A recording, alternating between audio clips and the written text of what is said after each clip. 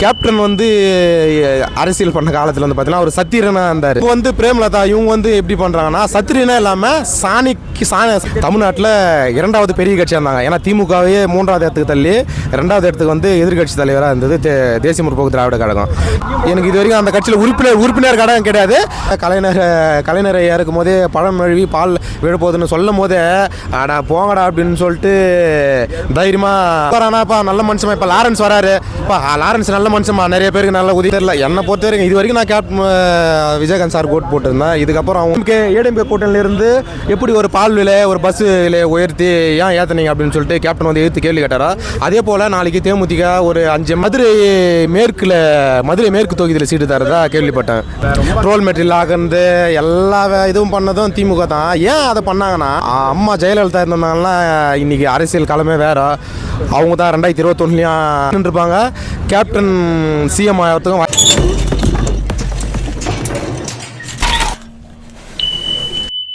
எப்படி சொல்கிறது சாணிக்குத்தனமாக ஒரு அரசியல் மூவ்மெண்ட் இருந்தால் சொல்லணும் இதை. ஏன்னா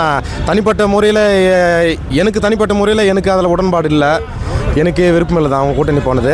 ஆனால் ஒரு அரசியல் ரீதியாக எடுத்துக்கிட்டால் அவங்க எடுத்து வச்ச அடி வந்து கரெக்ட் இருந்தான்னு தோணுது. ஏன்னா பார்த்தீங்கன்னா 2011 எதிர்கட்சி தலைவராக இருந்து தமிழ்நாட்டில் 2வது பெரிய கட்சியாக இருந்தாங்க. ஏன்னா திமுகவே 3வது இடத்துக்கு தள்ளி 2வது இடத்துக்கு வந்து எதிர்கட்சி தலைவராக இருந்தது தேசிய முற்போக்கு திராவிட கழகம். 2016 சரி 2021 சரி ஒரு எம்எல்ஏ கூட தேமுதிக சார்பாக சட்டசபைக்கு போகல. அதனால் வந்து தொடர்ந்து இப்படியே போயிட்டு இருந்தால் கட்சி இருக்கிற இடமே தெரியாமல் போயிடும். கட்சியை காப்பாற்றிக்க வேண்டிய சூழ்நிலை அவங்க வந்துட்டாங்க. வேறு வழி இல்லை. திமுக கூட போனால் மட்டுமே தான் அவங்க தேமுதிக சைட்லேருந்து சட்டமன்றத்துக்கு போக முடியும். திமுக ஜெயிப்பாங்கிறீங்களா? அவங்க ஏற்கனவே நிறைய மக்கள் வந்து அதாவது திமுக ஜெயிப்பாங்கன்னு சொல்கிறேன்னா திமுக வந்து மக்களுக்கு நல்லது பண்ணி ஜெயிச்சுட்டு வராங்கன்னு கேட்டால் அது நான் எதுவும் சொல்கிறதுக்கு இல்லை. பட்டு ஆப்போசிட்டில் யாரும் ஆளுமையாக யாராச்சும் இருக்காங்கன்னு பார்த்தீங்கன்னா யாருமே இல்லை. ஏன்னா இப்போது அம்மா ஜெயலலிதா இருந்தாங்கன்னா இன்றைக்கி அரசியல் களமே வேறு. அவங்க தான் 2021 ஆட்சி அமைச்சிருப்பாங்க. அவங்க இல்லை. ப்ளஸ்ஸு கேப்டன் உடல்நிலை சரியாக இல்லை இருந்தால் இன்னும் இப்போ இவங்களெல்லாம் திமுக கூட கூட்டணி போயிருக்க மாட்டாங்க, தனித்து நின்றுப்பாங்க. கேப்டன் சிஎம் ஆகிறதுக்கும் வாய்ப்பு இருந்திருக்கு. போன எலெக்ஷனும் டஃப்பாக இருந்திருக்கும். இல்லை கேப்டன் இந்த நேரத்தில் இல்லாத நேரத்தில் வந்து ரொம்ப அடிமேல் அடி வாங்கிச்சு டிஎம்டிகே வந்து. அதனால் வந்து கட்சியை வந்து காப்பாற்றிக்க வேண்டிய சூழ்நிலை அவங்க இருக்காங்க. வேறு வழி இல்லை. அதனால் வந்து கேப்டன் வந்து அரசியல் பண்ண காலத்தில் வந்து பார்த்தீங்கன்னா ஒரு சத்திரனாக இருந்தார். உண்மையாக நேர்மையாக தைரியமாக ஒரு அரசியல் வந்து முன்னெடுத்து போனார். இப்போ வந்து பிரேமலதா இவங்க வந்து எப்படி பண்ணுறாங்கன்னா சத்திரியனா இல்லாமல் சாணிக்கியர்னு சொல்லுவாங்கள்ல, அந்த மாதிரி ஒரு அரசியல் பண்ணுறாங்கன்னு எனக்கு தோணுது.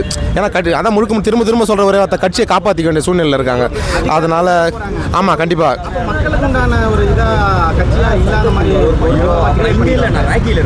கண்டிப்பாக அதுதான் எனக்கு தனிப்பட்ட முறையில் விருப்பம்னு சொன்னேன். ஏன்னா இப்போ அதிமுக கூட போனால் திமுக குறை சொல்லணும், தேமுதிக தொண்டர்கள் வந்து திமுக கூட போனால் அதிமுக குறை சொல்லணும். அப்போ இப்படி போயிட்டு வரும்போது மற்ற கட்சிகளுக்கும் தேமுதிக வித்தியாசம் இல்லாமல் போச்சு என்ற ஒரு மன வருத்தம் தான் எனக்கு இருக்குது.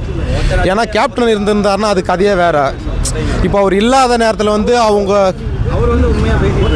ஆமாம் கண்டிப்பாக இப்போ அவர் இல்லாத நேரத்தில் வந்து கட்சி வந்து ரொம்ப வலுவிழந்து போயிருக்கு. உண்மையாக சொல்ல போனால் இப்போ ஒரு எம்எல்ஏ கூட தேமுதிக கிடையாது. அந்த கட்டாயத்தில் தான் போயிருக்காங்க. கண்டிப்பாக ஏதாச்சும் கண்டிப்பாக அதை கட்சி தக்க வைக்கணும், கட்சியை ரன் பண்ணணும், வேறு வழி இல்லை. அதனால போயிருக்காங்க. விஜயகாந்த் சார் ரொம்ப மன உளைச்சலான விஷயம். ஆமாம் கண்டிப்பாக ஆமாம் கண்டிப்பாக அதுதான் சொல்கிறேன். அது என்னால் ஏற்றுக்க முடியல. அதை இது வரைக்கும் நான் விஜயகாந்த் சாருக்கு தான் ஓட்டு போட்டு இருந்தேன். நான் வந்து கட்சியில் எந்த போஸ்டிங்கும் கிடையாது. எனக்கு இது வரைக்கும் அந்த கட்சியில் உறுப்பினர் கழகம் கிடையாது. நல்ல மனுஷன் பிடிக்கும். இப்போ நம்ம யாராச்சும் புதுசாக அரசியலுக்கு வரானாப்பா நல்ல மனுஷமா. இப்போ லாரன்ஸ் வராரு, இப்போ லாரன்ஸ் நல்ல மனுஷமா, நிறைய பேருக்கு நல்ல திட்ட உதவியில் பண்ணுறாருப்பா, லாரன்ஸ் போடலாம்ப்பா அப்படின்னு நம்ம ஓட்டு போட மாட்டோம். ஓட்டு போடலாமா பண்ணுறாரு. அது போல் நாளைக்கு லாரன்ஸ் வந்தால் நாளைக்கு லாரன்ஸ் ஓட்டு போடுவேன். அந்த மாதிரி தான் கேப்டனுக்கு ஓட்டு போட்டு இருந்தேன்.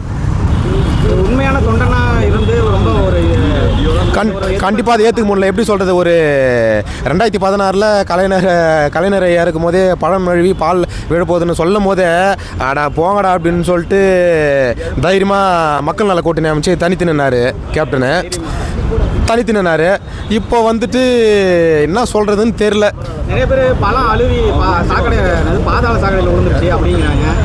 ஸோ நீங்கள் சொல்கிறதே அதை அவங்க வந்து கொஞ்சம் வேறு மாதிரி மாற்றிட்டு வராங்க. இல்லை, பழம் நழுவி, அதாவது 2016 வந்து நழுவி விழ வேண்டிய பால் வந்து 2026 விழுந்ததுனால அது போல் சொல்கிறாங்க, கருத்து வைக்கிறாங்க.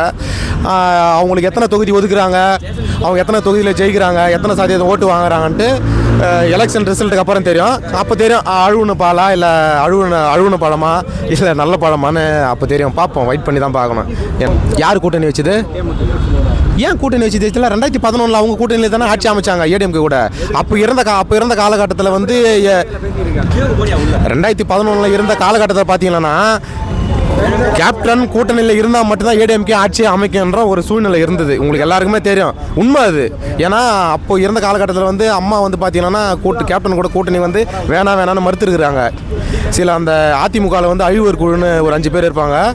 அதில் சில பேர் வந்து ஓபிஎஸ் ஒரு 2-3 பேரெல்லாம் இருக்காங்க. அவங்கெல்லாம் சேர்ந்து அவங்கள அம்மாவை கன்வின்ஸ் பண்ணி இவங்க தேமுதிக கிட்ட இத்தனை சதவீதம் இருக்குது, இவங்க கூட கூட்டணி வச்சா மட்டும்தான் நம்ம ஆட்சி அமைக்க முடியும்னு கன்வின்ஸ் பண்ணி அவங்கள ஒத்துக்க வச்சு தான் 2011 ஆட்சி அமைச்சாங்க. தேமுதிக வந்து 2011 ஏடிஎம்கே கூட கூட்டணி வைக்காமல் இருந்தால் டிஎம்கே தான் அடிச்சிருக்கோம். 2006 2011 திரும்ப தொடர்ந்து கலைஞர் தான் சிஎம் வந்திருப்பார். ஏன் அதை நான் சொல்கிறேன்னா, எங்கள் தொகுதியில் கும்மிடிப்பூண்டி தொகுதியில் பார்த்தீங்கன்னா வேட்பாளரே அறிவிச்சிட்டாங்க. கும்மிடிப்பூண்டி தொகுதிக்கு கோபால்சாமி நாயுடுன்னு ஒருத்தர் அறிவிச்சிட்டாங்க.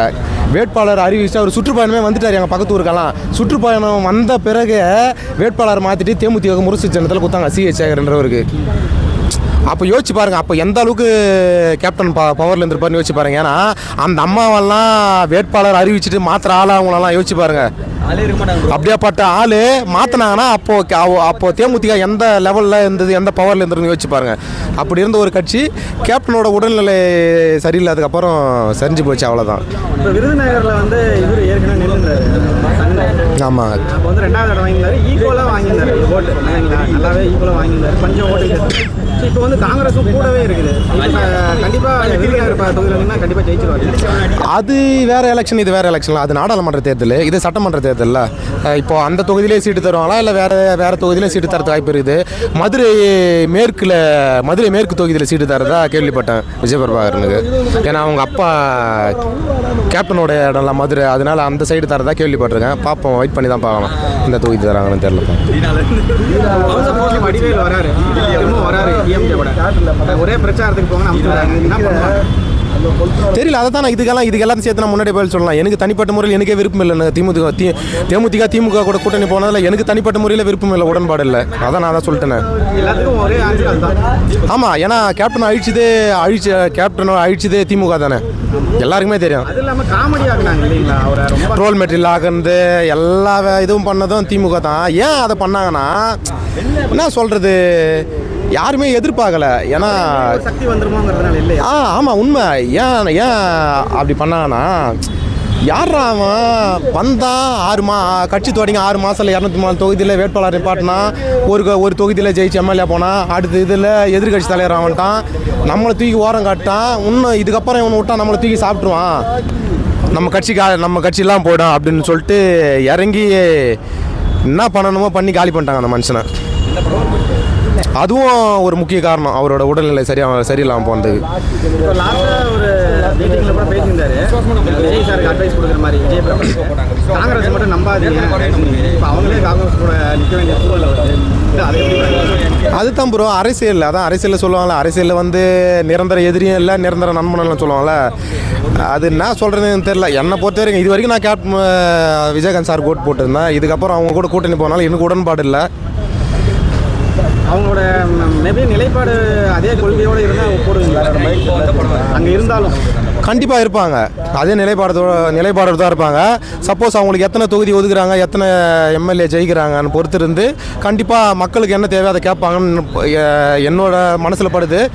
வெயிட் பண்ணி பார்ப்போம், கண்டிப்பாக கேட்பாங்கன்னு நினைக்கிறேன். எப்படி ஏடிஎம்கே கூட்டணியிலேருந்து எப்படி ஒரு பால் விலை, ஒரு பஸ் விலையை உயர்த்தி ஏன் ஏற்றுனீங்க அப்படின்னு சொல்லிட்டு கேப்டன் வந்து எதிர்த்து கேள்வி கேட்டாரா, அதே போல் நாளைக்கு தேமுதிக ஒரு 5 எம்எல்ஏ 10 எம்எல்ஏ ஜெயிச்சு போனாலும் திமுக ஏதாச்சும் ஒரு பண்ணாலும் கண்டிப்பாக எதிர்த்து கேள்வி கேட்பாங்க. மற்ற கட்சிகள் மாதிரி இருக்க மாட்டாங்க. கண்டிப்பாக அந்த நம்பிக்கை இருக்குது, அந்த நம்பிக்கை இருக்குது. இன்னொன்று இப்போ 2016 வந்து டிஎம்கே கூட போக சொல்லி நிறைய எம்எல்ஏகள் சொன்னாங்க. அதை கேட்காதனால ஒரு 4 எம்எல்ஏ வெளியே போனாங்க. ஆமாம்.